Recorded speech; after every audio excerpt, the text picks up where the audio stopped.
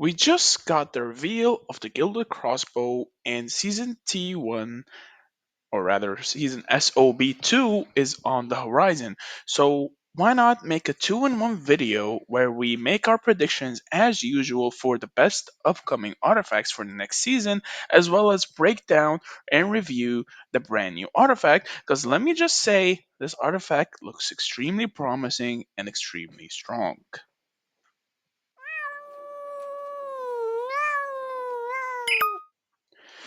What is up, guys? Meower here, back with a brand new Call of Dragons video. Today we're gonna be discussing the brand new artifact that we finally got some information about, the Gilded Crossbow, as well as rank up the artifacts for the upcoming season, as well give just my insights on why I rank each where. So, of course, you know the usual. Before we get started, be sure to drop the like, don't forget to subscribe, and let's get started. So, as we already predicted, the Gilded Crossbow is a Zyda special artifact, right? Let me just, minimize the game real quick so it's much easier to smooth out things. But we've already discussed that and predicted that the Gilded Crossbow will be a Zyda exclusive artifact. And here's why, right? We just got the reveal. This is the level 5 Gilded Crossbow. It looks absolutely amazing, by the way. It looks pretty beautiful. It's pretty much the crossbow that Zyda has in her hand. Uh, it reads as follows. It is the maximum upgrade, so this is a 5 out of 5 description, right? It deals diffuse damage every second up to 3 legions within range and increases your march speed by 50%. So already 50% march speed is ginormous, right? The damage is cool. Every second up to 3 legion, and it has a 4-second duration with a 1.3k damage factor. So the active is pretty decent, I would say. Nothing too crazy, nothing too overpowered, nothing out of the ordinary. 4 seconds times 1300 is 5600. So nothing too crazy, and of course, if you don't know diffuse damage, that means you deal 25% less damage per extra target.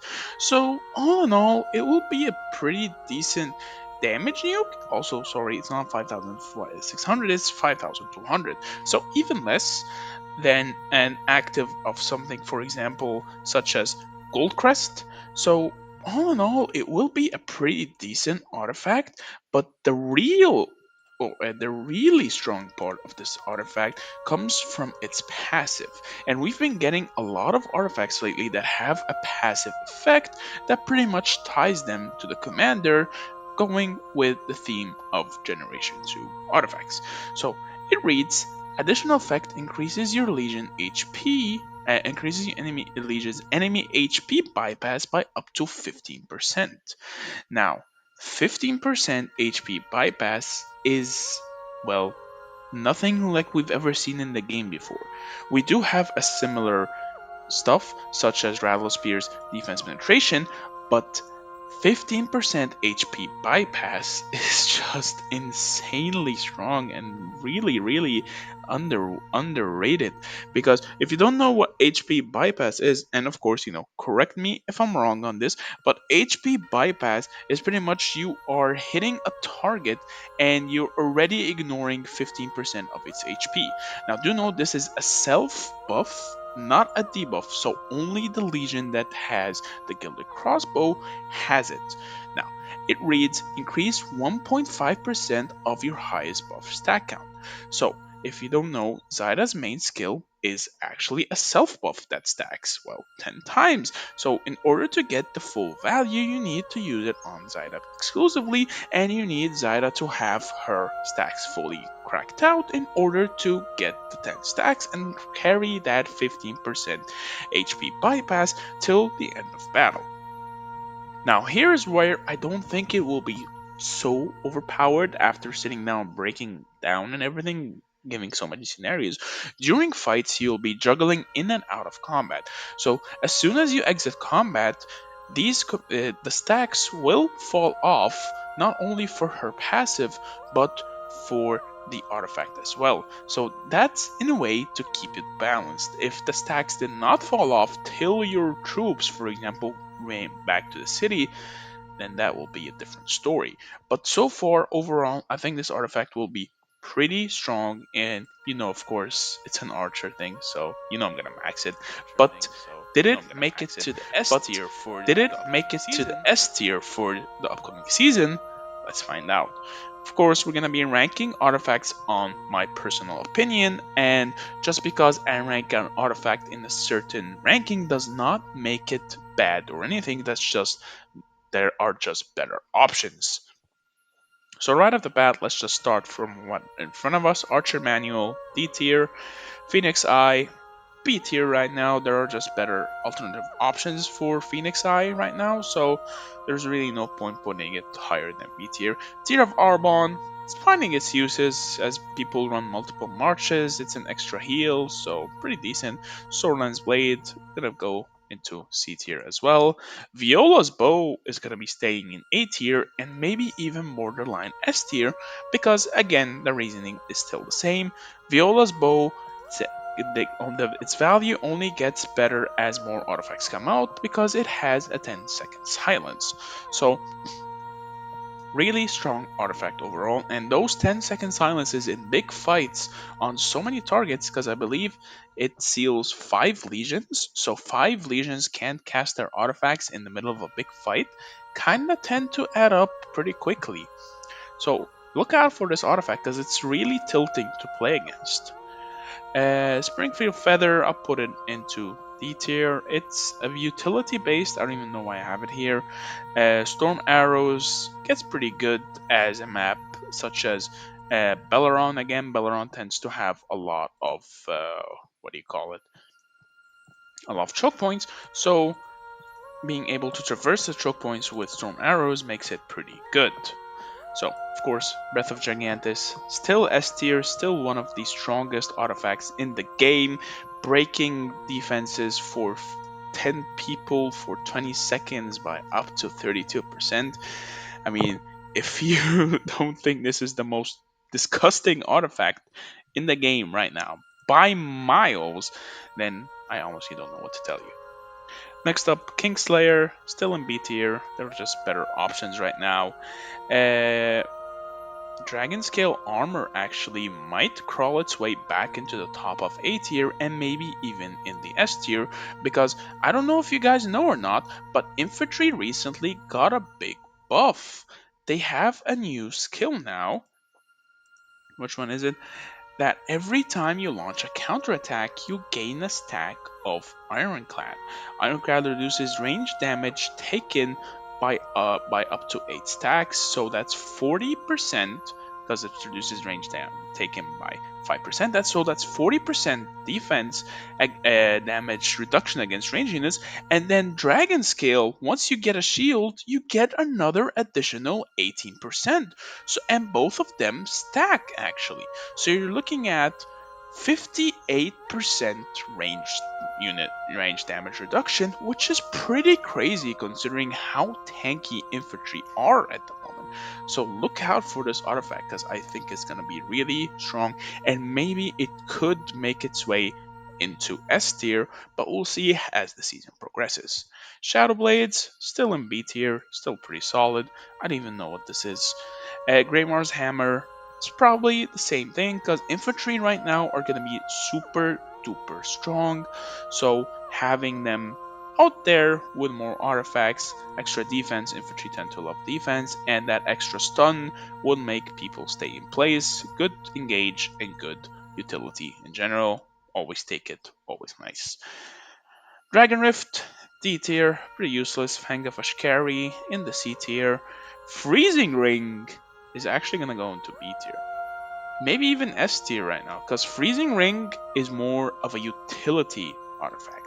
If you know how to use Freezing Ring, it can be pretty annoying to deal against it because it provides so much zone control that when you're engaging and you have a freezing ring and you're kiting back, people tend to get stuck on the frozen ring marches.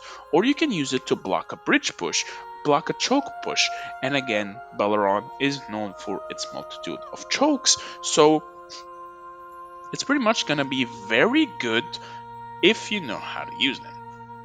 Anyway, before I ramble too much, I might dedicate a video just for it. Of course, if you want a video dedicated just for it, just let me know in the comments down below.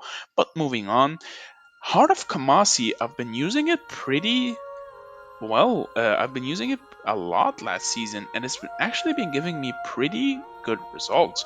It's a good enabler artifact, but the reason why I'm putting it in the B tier is because there are higher priority artifacts. So, though, if you, for example, you're running two or more archer marches, your third one will probably be lacking an artifact. So you're stuck with either Heart of Kamasi or Viola's Bow.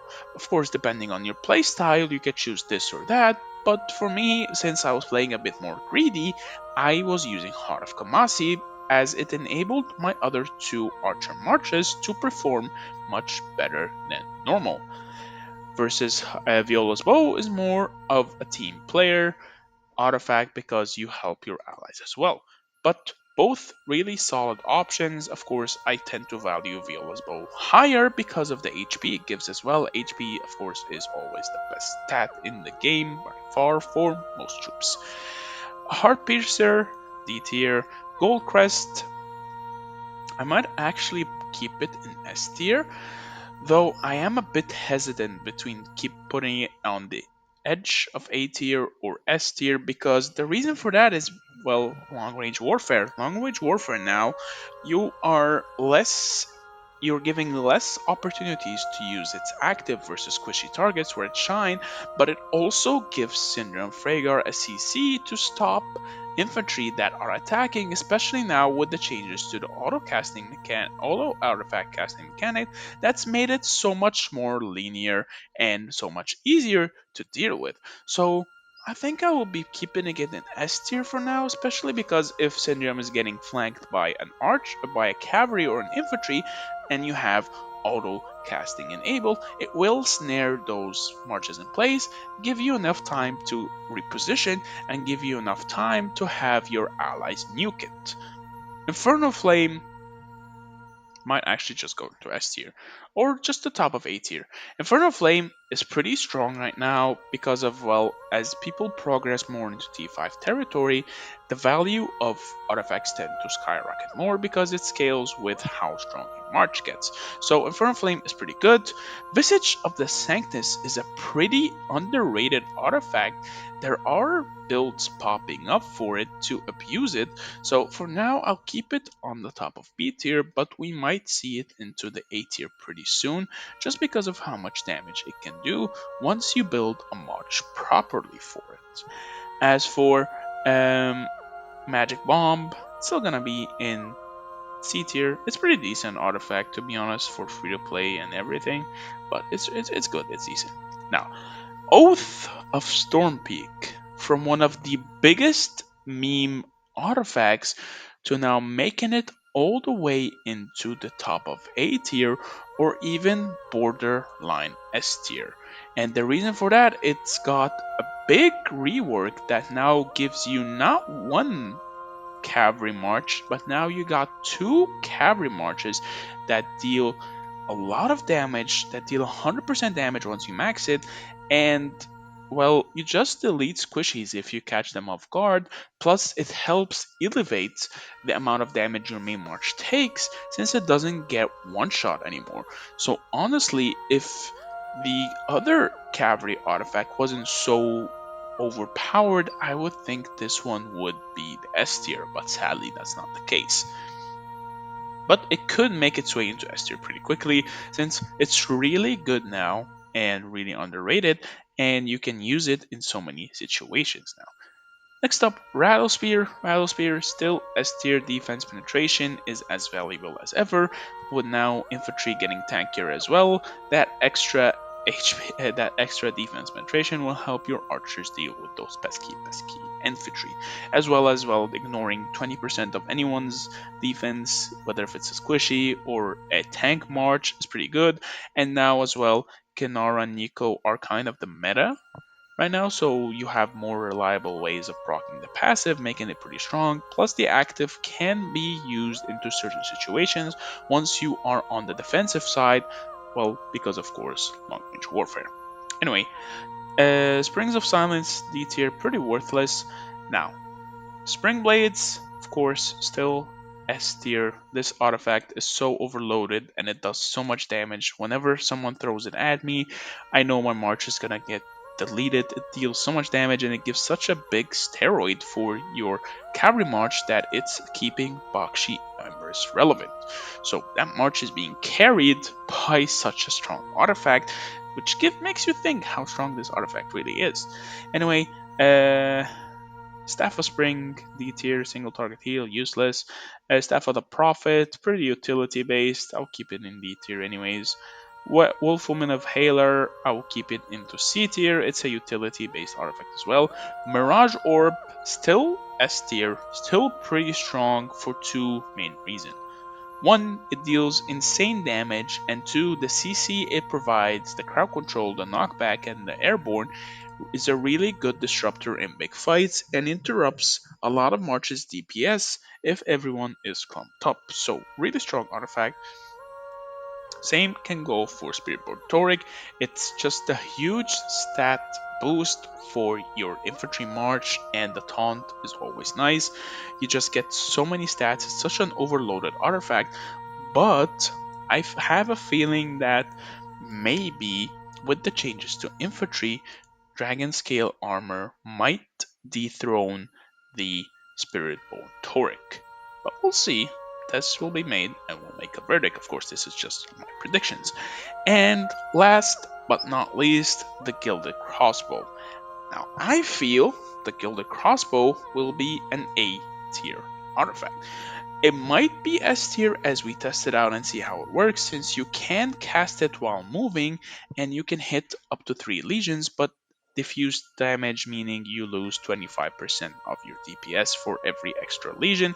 So, not that many 15% for every extra legion, so you're dealing 45% less damage per target if you max it out completely, but the extra march speed and the HP bypass will be shown its value once we have Zaida and Margaret and we start testing them out versus different combinations. The new artifacts are all in C tier, they're all super solid, they're all super strong, and they all have their uses and their value. But anyway, I think that will be it for discussing what I think the best artifacts will be for the upcoming season, as well as reviewing the Gilded Crossbow. Now, do you agree? Do you disagree with the points I made? Do let me know in the comments down below. Of course, this tier list is based on my opinion. Nothing is factual till we test it out and multiple people confirm or deny. But on that note, let me know what you guys think. I will always be glad to hear your different opinions, and let's have a discussion about it. Of course, the link to my Discord is in the description. If you want to join, tag me at any time, and we can have a talk about it. But on that note, thank you so much for watching. I hope you liked this video, and if you did, please be sure to drop a like. Don't forget to subscribe. Have a wonderful day. Good luck in your matchmaking and your brand new season starts. It's always the most important part, especially the Diplo. But yeah, meow meow.